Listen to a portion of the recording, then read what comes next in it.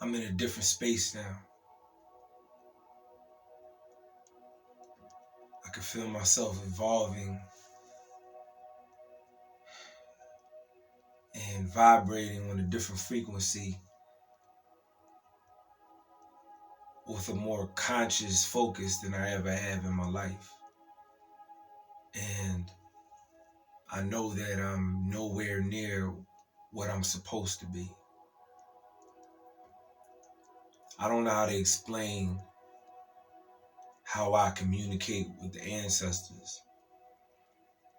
At this point, I don't want to argue or debate ideologies, religious beliefs, anything with anybody. I'm willing to have conversations with those who are receptive. I really want to minimize talking to people who are closed-minded. None of us know everything, but I know that there are things that go beyond any language that is spoken. The type of things that are like written on our souls, right? And when you start to get in tune with that, you know, something that's just beyond these worldly things, like, let me put it in perspective. The world is what goes on within you, or what's in your immediate environment, or what influences you. We live on this earth. This earth is just a small piece of this vast universe. You understand? And the truth is, almost anything you can conceive or think of is possible. That goes for the good, bad, ugly, and everything in between. Right? And so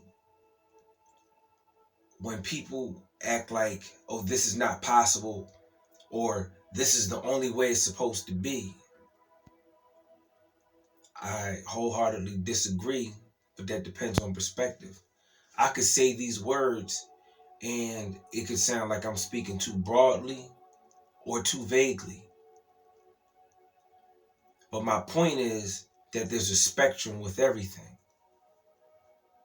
You know, I had a conversation with somebody that I care about, very much today. And this person, for quite some time over the years, has reiterated that it's pointless, like crying. I'm a grown man. I'm in tune with my emotions. I feel things very deeply. I have a very high empathy level. Does that mean I walk around sad or crying every day, all day? No. But I understand that tears are cleansing. And to be in touch with the range of your emotions is to be in touch with your humanity. So to deny a piece of yourself is not to know yourself. And everybody doesn't feel everything the same way. So that's fine too. If you're a person that doesn't feel that way, it is what it is. But more of us go through the range of emotions than don't. I'm saying that to say, even though there are things that I felt ashamed of or angry about or uncomfortable sharing with people, at the end of the day, even in times when I'm uncomfortable, I'm comfortable being with myself or being who I am, being myself more specifically. And that might sound like a contradiction, but it's not. It's just that duality is something that we all possess. You know what I mean? Like there's sunshine and then there's rain. There's night and then there's day. Right? There's sadness and there's happiness, you know? And so I just want to embrace everything that I am. I have a philosophy, and it may ring true for some, may not mean anything to others. But I truly believe that in order to understand others, you have to know yourself well and understand yourself well. And in order to understand yourself, you have to understand others. So it's cyclical. There's really very little separation. You have to be able to step outside of yourself, but also look deeper within, you know? And sometimes, like, I'm reluctant to share my thoughts because I struggle with not wanting to be judged, unfairly criticized, and, just being taken for granted. Not because I crave the attention of people who I don't even want attention from or who wouldn't even care about me. Just that, acceptance even within your family or wanting to, you know, encourage your relationships to be able to grow and so forth. And a lot of times, like, I don't know how to explain my reference point where I'm drawing from. I'm drawing from a lot of things. I've had people tell me that, oh, you had to get that idea out of a book. Not necessarily.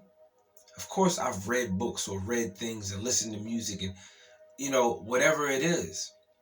But no matter what you're drawing from or influenced by, you have to be able to harness all of that and be able to still be in tune with yourself. You feel what I'm saying?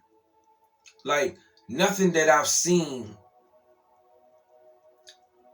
takes precedence or overcomes who I am at my core. When I try to tell people that I know I've been here before and this is not my first go around, some people might be like, that's blasphemous, that's crazy, that doesn't make sense. Well, if you don't understand, you don't understand.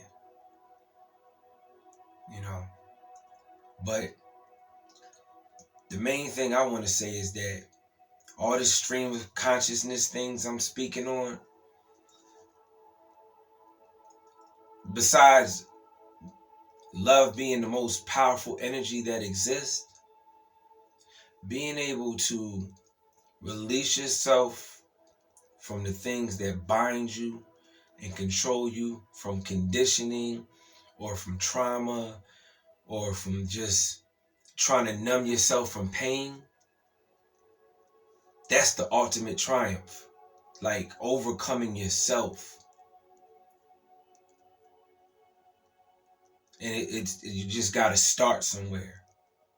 Like one step at a time. And then one day you wake up and you're like, oh wow, look at my progress.